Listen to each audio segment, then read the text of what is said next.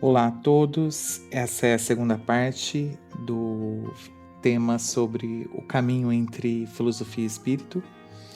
Nós temos a primeira parte, que foi desenvolvida no vídeo anterior, porém, se você não assistiu o vídeo anterior, te recomendo que pare aqui e vá ouvi-lo, porém, você pode escutar esse também e completar depois, assistindo ou ouvindo, né, o vídeo anterior, que eu vou deixar linkado no final desse vídeo. Porque apesar de ser uma, entre aspas, continuação, eles podem muito bem estar sendo ouvidos separadamente. Então, continuemos. Há uma coisa que o tempo nunca consegue tocar. Um lugar que não pertence ao passado nem ao futuro. Um espaço onde tudo simplesmente é. E esse lugar se chama agora. Sim, agora. Pode parecer simples demais, até óbvio, mas viver o agora é uma das coisas mais difíceis que existem.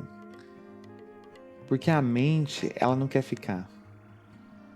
Ela corre para o que passou e ela também corre para o que ainda nem chegou.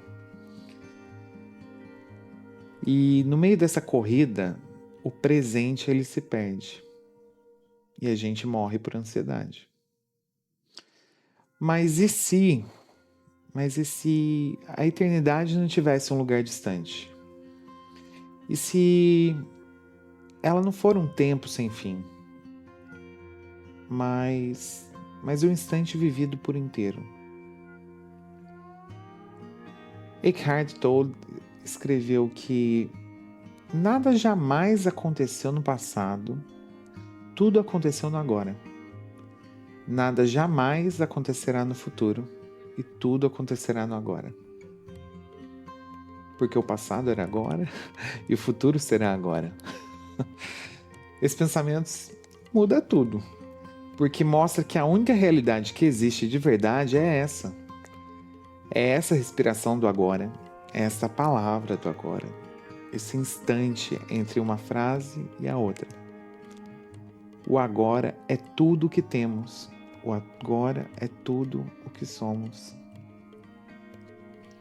A filosofia oriental já sabia disso há milênios.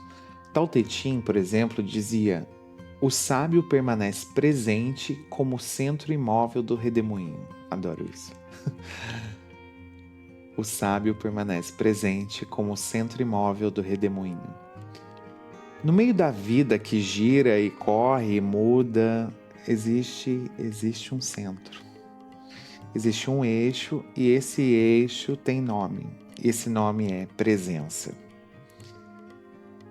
Não é um conceito, é uma experiência. É uma experiência. E você já teve esse momento de presença plena? Um instante em que o tempo parece ter parado, assim. Quando você olha para o céu e sentiu que não precisava de mais nada. Ou quando ouviu uma música e tudo parece que parou. Ou mesmo quando você abraçou alguém e sentiu que não tinha mais nem antes nem depois, só aquele momento. Esse é o sabor da eternidade. Ela não mora longe, ela mora no profundo. Ela mora na presença profunda. E o profundo mora no instante. Simone de Beauvoir dizia que viver é enxergar o instante como algo absoluto. E é isso que a presença faz. Ela absorve o instante de qualquer obrigação. Ela não exige que o momento seja útil, produtivo ou mesmo perfeito. Ela apenas o honra. E, ironicamente, é isso que a gente chama de espiritualidade. Não o que está fora, mas o que está totalmente aqui. Presença é oração sem palavras. é meditação em movimento, é o silêncio que respira. Você já viu uma criança brincando com atenção total? Ou um animal que acaba se entregando no momento com inocência? Eles não pensam no agora, eles são o agora. Eles vivem o agora. E talvez a nossa alma também seja assim. O poeta indiano Tagore escreveu: a borboleta não conta os meses, mas os momentos, e tem tempo de sobra. Talvez a eternidade ela não seja um tempo infinito, mas um tempo cheio.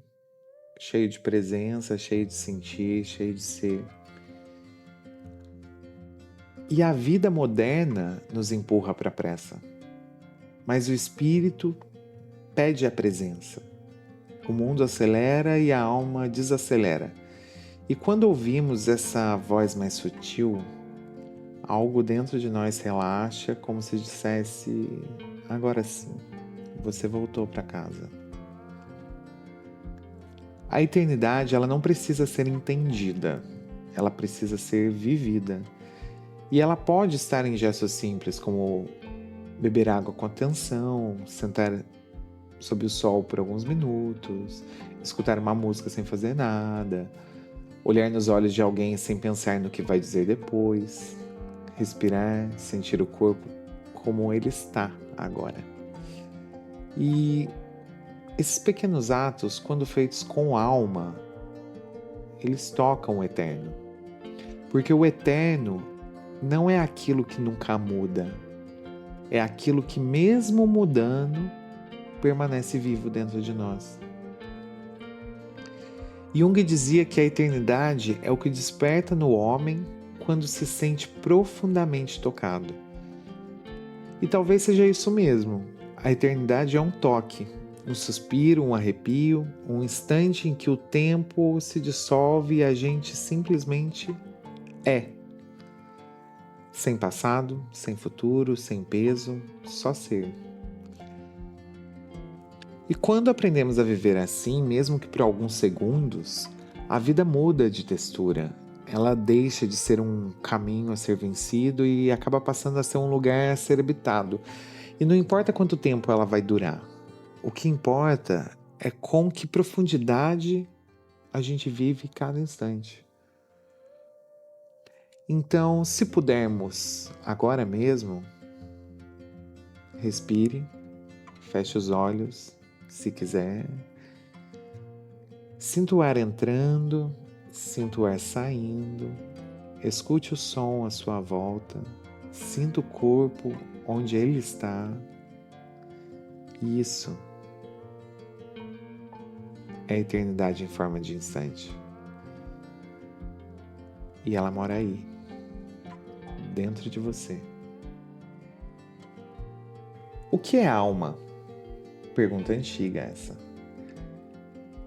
Pergunta essencial e ainda assim sem resposta fixa, não. Filosofias tentaram explicá-la, religiões tentam defini-la, a ciência por muitas vezes tentou ignorá-la, mas ela continua ali, não? Presente, intocável e viva. Eu diria assim. A alma não é uma ideia. Ela também não é um conceito para a gente decorar ou definir. A alma é uma experiência e quem sabe sente. Ela aparece quando você escuta uma música e se emociona sem saber porquê, quando você olha no céu e sente algo de maior, quando uma simples memória faz o coração da gente tremer.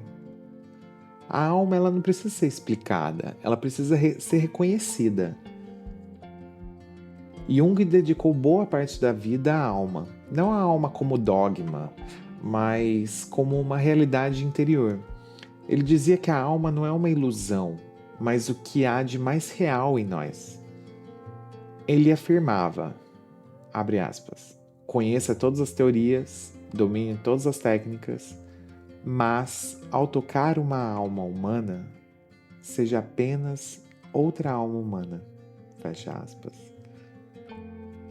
Porque a alma não se toca com fórmulas, ela se toca com presença, com escuta, com humanidade. O problema é que a nossa cultura tenta transformar a alma no conceito. Ela quer colocá-la em caixinhas, classificá-la, defini-la com precisão, mas a alma ela sempre escapa. Porque a alma é fluida, ela é símbolo, ela é intuição e não cabe no dicionário. A alma define um ser humano. A alma é individual. A alma não se apresenta nos grandes discursos, ela aparece no detalhe. No cheiro do bolo, que alimenta a infância, no gesto simples de alguém que cuida sem pedir nada em troca, na lágrima que cai inesperadamente, na ausência que deixa marcas, na presença que aquece, mesmo em silêncio. A alma aparece na dor e ela aparece na felicidade. E essas coisas não são explicáveis, elas são vividas e tudo que é vivido profundamente é a alma em movimento. Clarice Lispector disse: tenho medos bobos e coragens absurdas. Nas minhas loucuras encontrei minha lucidez. Isso é linguagem de alma.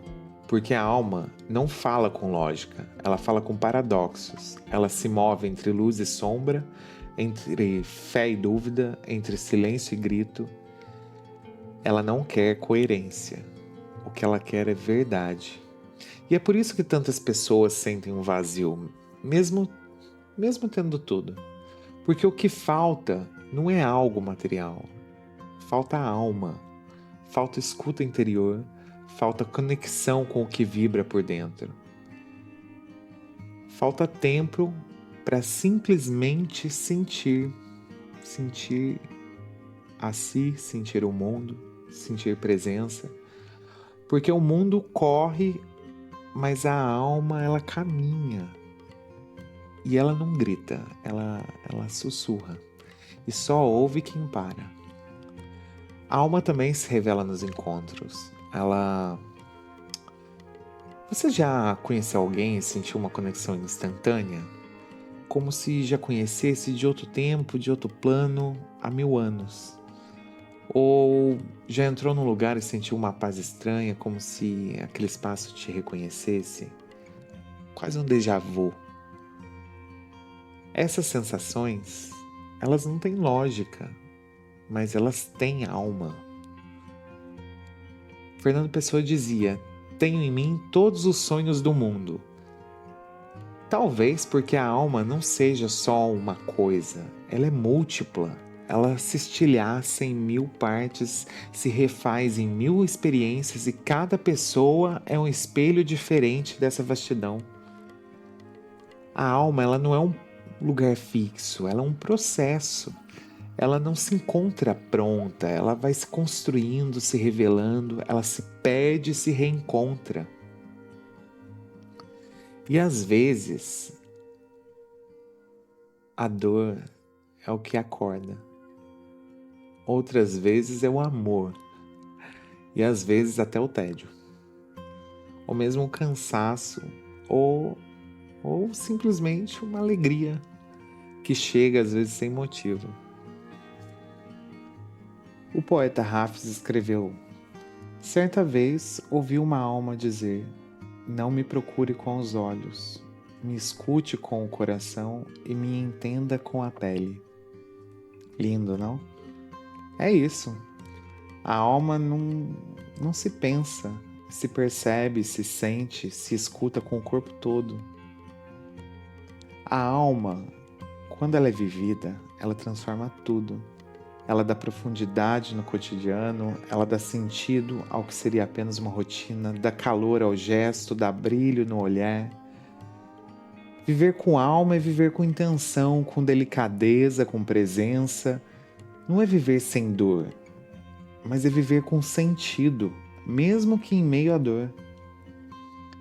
A alma não é um destino, é um caminho, um jeito de estar no mundo. E toda vez que você se permite sentir de verdade, você está no caminho. Então hoje, talvez o convite não seja para entender a alma, mas simplesmente escutá-la, com pausa, com cuidado, com curiosidade, porque aquilo que não se nomeia ainda assim te chama. E pode estar falando com você agora. Nem sempre a oração tem palavras. Nem sempre acontece com as mãos postas ou os olhos fechados.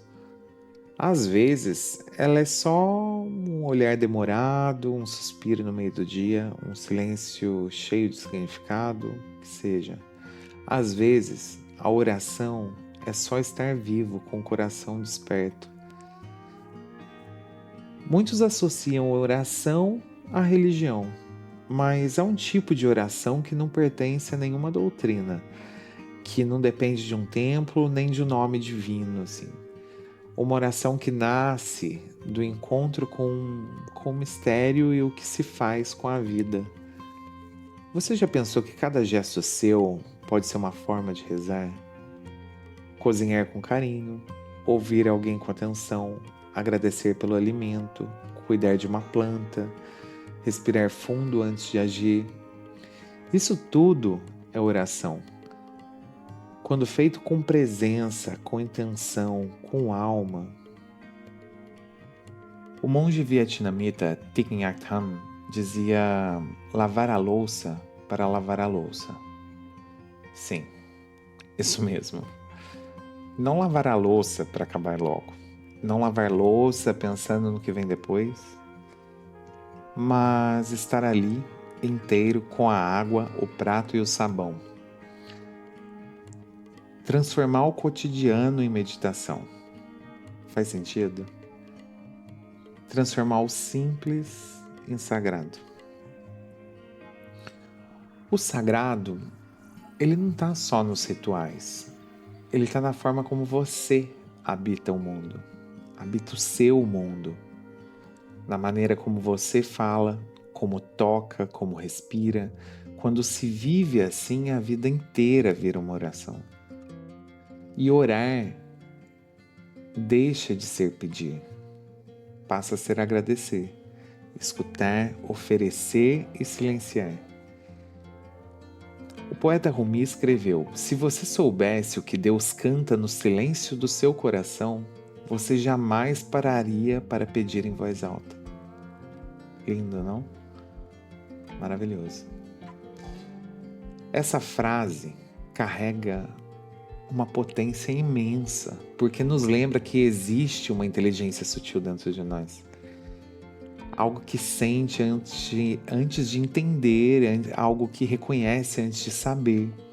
E esse canto, ele sempre está ali, mas é preciso se calar para ouvir. Você já sentiu em algum momento comum do seu dia, da sua vida, um tipo de gratidão sem motivo? Como se tudo simplesmente estivesse certo do jeito que era para ser, mesmo que não esteja perfeito, ou estivesse perfeito. Esse instante é uma prece, sem palavras, mas cheio de sentido. E a vida, quando olhada com olhos mais atentos, ela se revela como uma série de pequenos milagres. O fato de estar respirando agora, de ter consciência, de poder sentir, pensar, amar, duvidar, recomeçar, tudo isso é extraordinário, mesmo que a gente esqueça disso de vez em quando.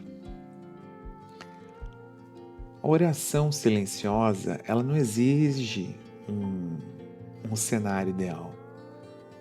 Ela acontece no meio do trânsito, no barulho do mundo, no momento em que você decide voltar para dentro, mesmo com tudo ao redor tentando te puxar para fora.